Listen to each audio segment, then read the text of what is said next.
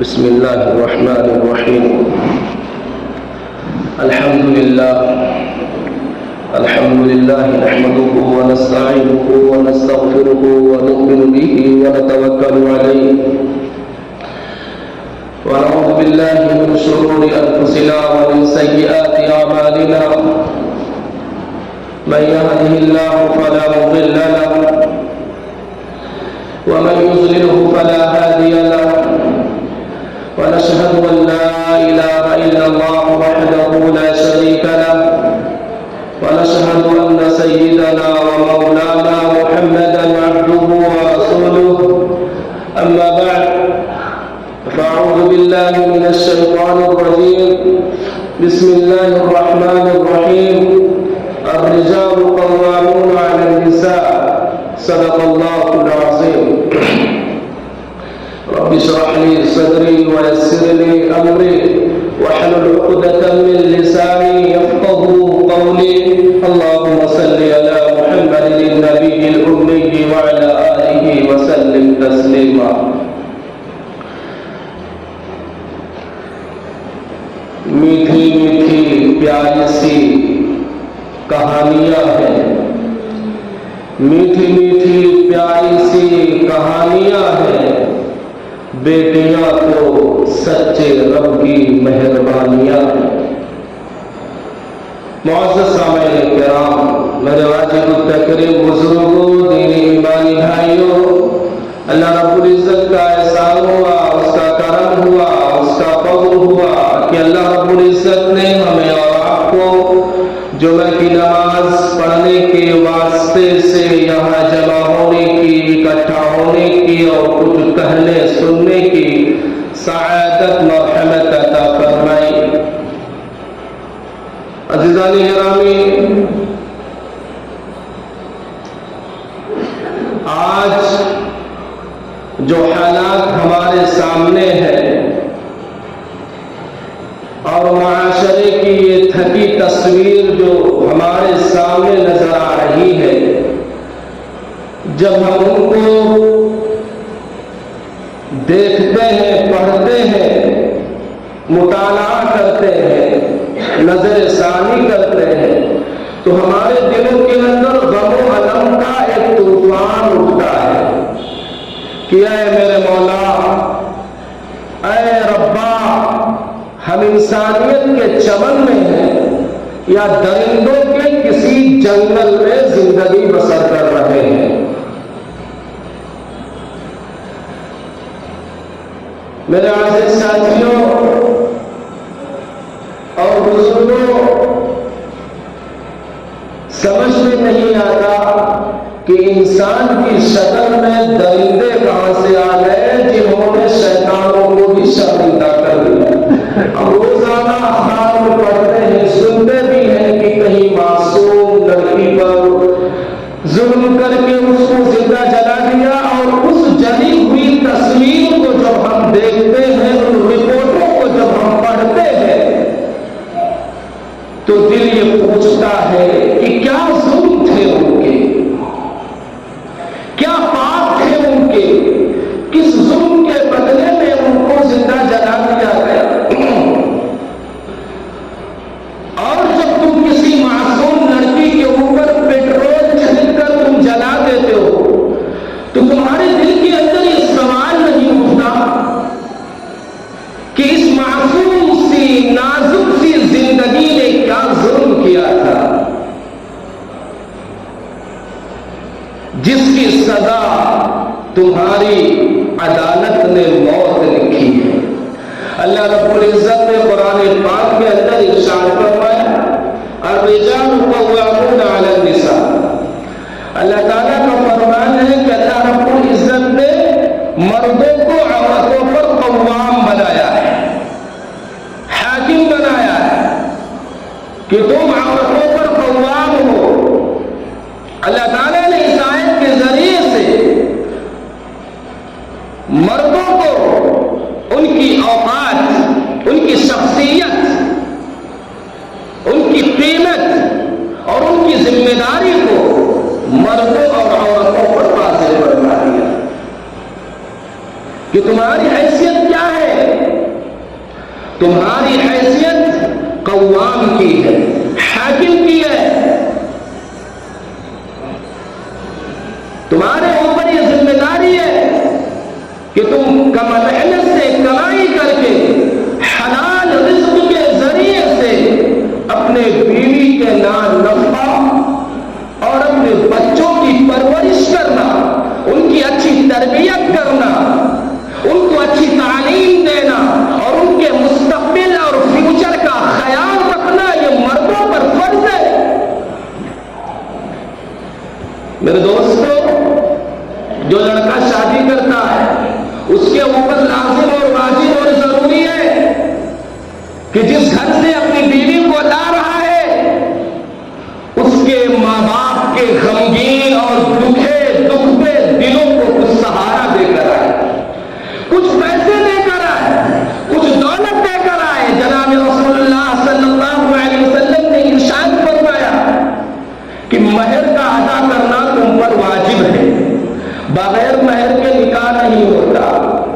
تم اپنے بیویوں کے مہر ان کے حوالے کر دو. مگر آج کے ڈاکو، آج کے فقیر جہیز کے نام پر بھیک مانگتے ہیں اور بیوی کے باپ سے مطالبہ کرتے ہیں کہ ہم تمہارے گھر کے بھکاری ہیں، تمہارے گھر کے غلام اس وقت ملیں گے جب تم ہمیں خرید لو گے. کہا ٹھیک ہے جناب، آپ ہمارے بیٹی کے غلام بن جائیں گے. کہا ہاں بن جائیں گے. کہا کیا چارج ہے آپ کے؟ کہا ان میں فیل ہوں بس 15,000 روپے میں کام چل جائے گا. پوچھا کیا چارج ہے آپ کے، کیا فیس ہے آپ کے؟ کہا گریجویٹ ہوں اس لیے 1,00,000 روپے چاہیے. یعنی فقیروں کی الگ الگ لسٹ بنے ہوئے ہیں. یہ 10,000 کا فقیر ہے، یہ 15,000 کا فقیر ہے، یہ ماڈرن فقیر ہے اور جہیز کے نام پر بھیک مانگتے ہیں. مثال کے طور پر آپ دیہات میں جائیں اور آپ کے پاس کوئی فقیر آئے اور آپ سے کہے السلام علیکم بھائی صاحب، اللہ کے نام پر کچھ دے دو، اللہ کے نام پر کچھ دے دو. آپ اس فقیر کو 10 پیسے نکال کر دے دیجئے گا تو وہ خوشی خوشی لے کر روانہ ہو جائے گا اور کہے گا کہ بھائی صاحب دانا ہے، سخی ہے، اللہ بھلا کرے.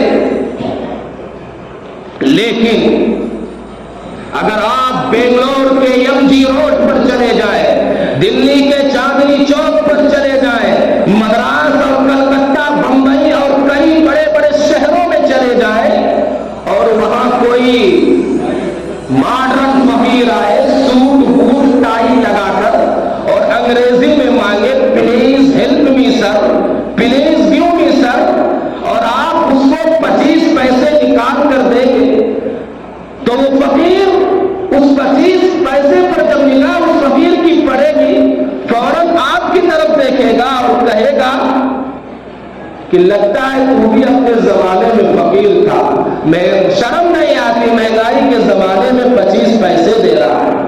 وہ دیہاتی فقیر ہے جو 10 پیسے میں مان جاتا ہے. یہ ماڈرن فقیر ہے، یہ ڈائریکٹ نہیں مانتے، یہ وی آئی پی فقیر ہے، یہ انٹرنیشنل بھکاری ہے، یہ ڈائریکٹ نہیں مانتے.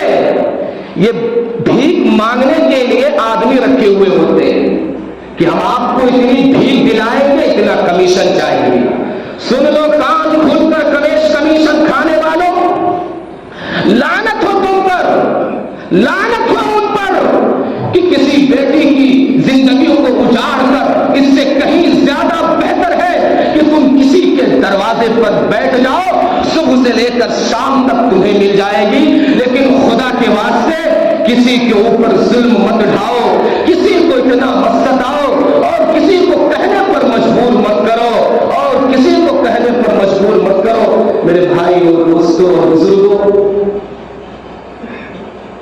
اللہ کے رسول صلی اللہ علیہ وسلم نے تو نکاح کو بہت آسان بتایا تھا، بہت آسان بتایا تھا. گزشتہ جمعہ اسی پہ بات ہوئی تھی، لمبی باتیں رہ جاتی ہے لیکن ہمارے معاشرے کی جو خرافات ہے وہ ختم نہیں ہو رہی. اللہ کے رسول نے فرمایا تھا نکاح بہت آسان ہے، اس کے مقابل زنا مشکل. لیکن آج کے دور میں زنا آسان ہو گیا، نکاح کرنا مشکل ہو گیا. فرمایا جناب رسول اللہ صلی اللہ علیہ وسلم نے کہ زنا حرام ہے، نکاح میری سنت ہے. آدمی اگر نکاح چاہے تو منٹوں میں کر سکتا ہے، لیکن اگر کوئی زنا کرے تو اسلام نے زنا کی جو ایسی اذیتناک، سخت اذیتناک، خطرناک اور عبرتناک سزا مقرر کی ہے نا، کہ اگر سر عام کسی انسان کو وہ سزا دی جائے اور وہ سزا دیکھ کر ساری دنیا کانپ اٹھے گی، قیامت تک کسی انسان کو زنا کرنے کا تصور نہیں ہوگا. لیکن آج نکاح بہت مشکل ہو گیا، زنا بہت آسان ہو گیا. جس عورت کے آبرو سے کھیلنا چاہو بہت آسان ہے، نکاح بہت مشکل ہو گیا ہے. کیوں؟ کیونکہ رسم و رواج نے ہمارے پیروں کے اندر زنجیر ڈال دی ہے. اور اگر ہمارے مرد حضرات بھی اس زنجیر کو توڑنا بھی چاہتے ہیں نا، تو خدا رحم کرے ہمارے گھر کی عورتوں پر. ساری دنیا کی بات ایک طرف، ساری دنیا کی یہ بات ایک طرف، اور عورت اپنے ہٹ دھرمی سے نہیں ہٹے گی. ہمالیہ کے اندر زلزلہ آ سکتا ہے، زمین پھٹ سکتی ہے، آسمان ہل سکتا ہے، مگر عورت اپنی بات سے ٹل نہیں سکتی، اپنی جگہ سے ہٹ نہیں سکتی. ممکن ہے کہ ٹل جائے زمین اپنی جگہ سے، عورت کی فطرت ٹلی ہے نہ ٹلی. اس عورت سے کہو، اس عورت سے کہو کہ تم بھی کسی کی بیٹی ہو، اگر تمہارے ساتھ یہی ظلم ہوتا، تمہیں ستایا جاتا، دہیج کا مطالبہ کیا جاتا، تو تمہارے ماں باپ کے دل پر کیا گزرتی. آج اگر تمہاری بیٹی جوان ہوئی، اس عورت سے کہو جب تم اپنی بیٹی کو کسی کے گھر پر بھیجو گے، جب اس کے ساتھ ظلم و ستم کے پہاڑ توڑے جائیں گے، اس کو رلایا جائے گا، ستایا جائے گا، دھمکایا جائے گا، تو سوچو تمہارے دل و دماغ پر اس وقت کیا گزرے گی، کیا گزرے گی میرے دوستوں اور دوستوں. سرور دو عالم صلی اللہ علیہ وسلم کے دو صحابی ہنستے ٹہلتے جا رہے ہیں، آپس میں دوستی ہے، دونوں میں پیار ہے، آپس میں دوست ہے، دونوں کو ایک گھر نظر آتا ہے. ایک صحابی ایک ساتھی دوسرے سے کہتے ہیں، میں یہ بتانا چاہتا ہوں کہ پہلے کتنا آسان تھا نکاح، کتنا مشکل ہو گیا ہے، ہمارے رسم و رواج نے اس کو مشکل بنا دیا ہے. وہ صحابی سے کہتے کہ اس گھر کے اندر ایک لڑکی ہے، مجھے بےحد پسند ہے، میرا رشتہ لے کر کے جاؤ. وہ کہتے بیچارے کہتے ٹھیک ہے تم یہی رکو میں جاتا ہوں. وہ اندر گئے، لڑکی کے باپ سے کہا السلام علیکم، لڑکی کے باپ نے کہا وعلیکم السلام، کیا بات ہے، کیسے آنا ہوا؟ تو ان صحابی نے کہا کہ میں اپنے ایک ساتھی کے لیے رشتہ لایا ہوں، تمہاری بیٹی سے میرا ایک ساتھی شادی کرنا چاہتا ہے، رشتہ لے کر آیا ہوں، مجھے رشتہ چاہیے. تو لڑکی کے باپ نے کہا دیکھو مجھے تو وہ جو باہر ہے وہ پسند نہیں ہے، مجھے تم پسند ہو، تم بتاؤ، اگر نکاح کرنا چاہتے ہو تو ٹھیک ہے. تو ان صحابی نے کہا کہ ہاں میں نکاح کروں گا. لڑکی کے باپ نے کہا ٹھیک ہے ٹھہرو. اور وہ صحابی بیچارے جنہوں نے پیغام بھجوایا تھا وہ باہر خوشی میں مست ہے کہ میری تو بھی شادی ہو جائے گی. لڑکی کے باپ نے خطبہ پڑھا، نکاح ہو گیا. جب یہ ساتھی باہر آئے تو دوسرے ساتھی نے پوچھا کیا ہوا بھائی، کام ہو گیا؟ تو اس صحابی نے کہا بھائی کیا بتاؤ، میں تو رشتہ تمہارے لیے لے گیا تھا، نکاح میرا ہو گیا. رشتہ تمہارے لیے لے گیا تھا، نکاح میرا ہو گیا. اگر آج ہم لوگ ہوتے تو مسجد کے بے نمازی صدر کو بلاتے، لڑائی ہوتی، کیس چلتا، وکیل کی جیب بھرائی ہوتی، اور خاندان میں خاندانی دشمنیاں چلتی، اور کہتے کہ تو نے غداری کی، رشتہ میرا لے کر کے گیا، نکاح کو نہ کر دیا.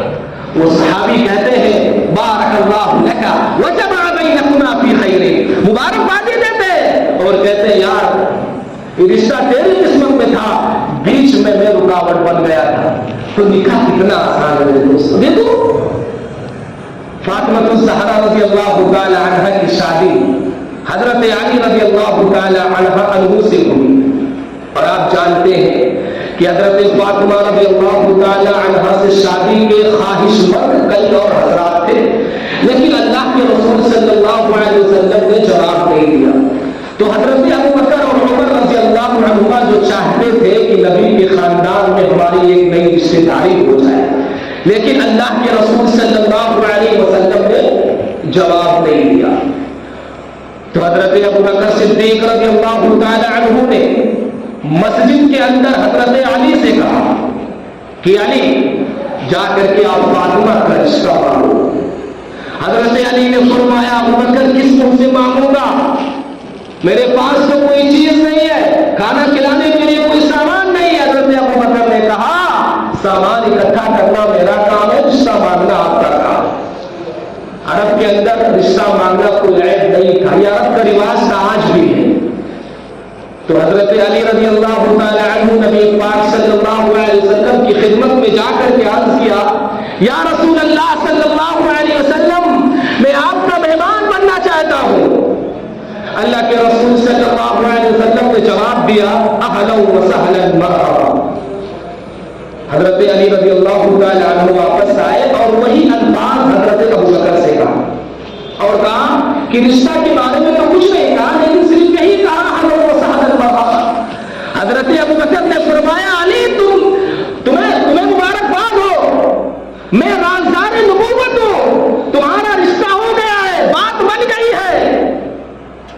ایک دو دن گزر گئے، حضرت علی کے پاس نہ رہائش کا مکان تھا، نہ کھانا کھلانے کے لیے کوئی چیز تھی، کوئی بات تھی. اللہ کے رسول صلی اللہ علیہ وسلم نے حضرت علی سے پوچھا کہ علی کچھ سامان ہے؟ تو حضرت علی نے فرمایا یا رسول اللہ ایک زرہ ہے، ایک تلوار ہے. اللہ کے رسول نے فرمایا کہ تلوار کو جنگوں کے لیے رکھو اور زرہ کو جا کر کے بازار میں بیچ دو. بازار میں چلے گئے. مورخین لکھتے ہیں کہ آگے حضرت عثمان غنی رضی اللہ تعالی عنہ سے ملاقات ہوگی. حضرت عثمان غنی پوچھتے ہیں حضرت علی کیا چاہتے ہو؟ حضرت علی نے فرمایا میں یہ زرہ بیچنا چاہتا ہوں. کتنے میں؟ 400 درہم، 450 درہم میں. حضرت عثمان غنی نے فرمایا کیوں بیچنا چاہتے ہو؟ میرا رشتہ حضرت فاطمہ رضی اللہ تعالی عنہا سے طے ہوا ہے، میری شادی ہونی ہے اور سامان کے لیے کوئی چیز نہیں، کھانا کھلانے کے لیے کوئی چیز نہیں. تو حضرت عثمان غنی نے فرمایا کتنے میں دو گے؟ فرمایا 450 درہم میں. حضرت عثمان غنی رضی اللہ تعالی عنہ نے زرہ خرید لی، 450 درہم حضرت علی کے حوالے کر. جب حضرت علی جانے لگے حضرت عثمان غنی رضی اللہ تعالی عنہ نے وہ زرہ بھی واپس کر دی. شیر خدا نے فرمایا زرہ کیوں واپس کرتے ہو؟ فرمایا میں چاہتا ہوں کہ نبی کی بیٹی کا رشتہ ہو اور سارا خرچ حضرت عثمان غنی کا ہو. میرے بھائیوں اور دوستوں، حضرت علی اور فاطمہ رضی اللہ تعالی عنہا کا رشتہ طے ہوا. اب دیکھو بارات کون سی ہے اور بارات کہاں سے چلی، اور اس بارات کے سب سے پہلے مہمان تھے حضرت ابو بکر صدیق رضی اللہ تعالی عنہ. اور اس پہلے مہمان کو تو دیکھو، اللہ کے رسول حضرت بلال کو بلایا، فرمایا بلال جاؤ میرے دوستوں کو اطلاع کرو کہ آج کی صبح نبی کی بیٹی کی شادی ہے اور نبی کی بیٹی کی شادی میں سب لوگ آئے. دوستوں کی لسٹ تیار کی گئی، بنائی گئی، اور دوستوں کی لسٹ میں سب سے پہلا نام حضرت ابو بکر صدیق رضی اللہ تعالی عنہ کا تھا. دوسرا نام حضرت عمر فاروق رضی اللہ تعالی عنہ کا نام تھا. تیسرا نام عثمان غنی کا تھا اور چوتھا نام عبد الرحمن بن عوف کا تھا اور طلحہ زبیر باقی صحابہ کرام رضی اللہ عنہم اجمعین کا تھا. آپ نے فرمایا کہ صبح مسجد کے اندر سب لوگ جمع ہو جائے. سب لوگ جمع ہو گئے، بارات آ گئی. بارات بھی نرالی ہے، دولہا بھی نرالا ہے، دلہن بھی نرالی ہے اور جہیز کا سامان بھی نرالا ہے. جہیز کا سامان کیا ہے؟ ایک چکی اور ایک لکڑی کا پیالہ اور ایک گدیلا جس میں کھجوروں کی چھال بھری ہوئی تھی اور مختصر سامان تھا. ضروری سامان تھے. اللہ کے رسول صلی اللہ علیہ وسلم نے حضرت ابو بکر سے کہا ابو بکر تم سامان تیار کرو. اور عمر سے کہا عمر تم سامان تیار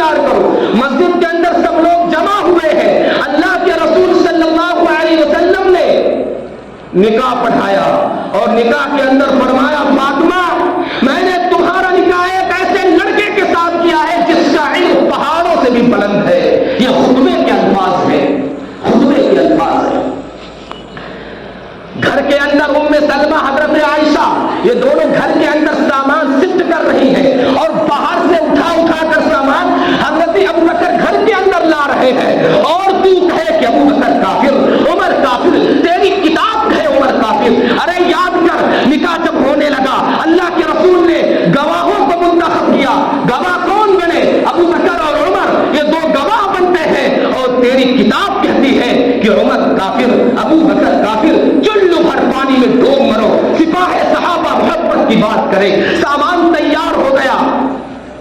اب سامان جب گھر میں کہاں رکھا گیا؟ علماء کہتے ہیں کہ ایک کنڈا لٹکایا گیا تھا جس میں برتن وغیرہ رکھے گئے تھے، کچھ کپڑے بھی رکھے ہوئے تھے. اس کے بعد اسی اثنا کے اندر ام سلمہ رضی اللہ تعالی عنہا کی زبان سے نکل گیا کاش آج خدیجہ ہوتی، آج خدیجہ ہوتی. یہ لفظ اتفاق سے نکل گیا کہ آج خدیجہ، یہ حضرت فاطمہ رضی اللہ تعالی عنہا کی امی تھی. جب ام سلمہ کی زبان سے یہ لفظ نکلا اور فاطمہ کچھ سہرا اور جناب محمد رسول اللہ صلی اللہ علیہ وسلم نے جب اس لفظ کو سنا، اس نام کو سنا، تو زار و قطار رونے لگے.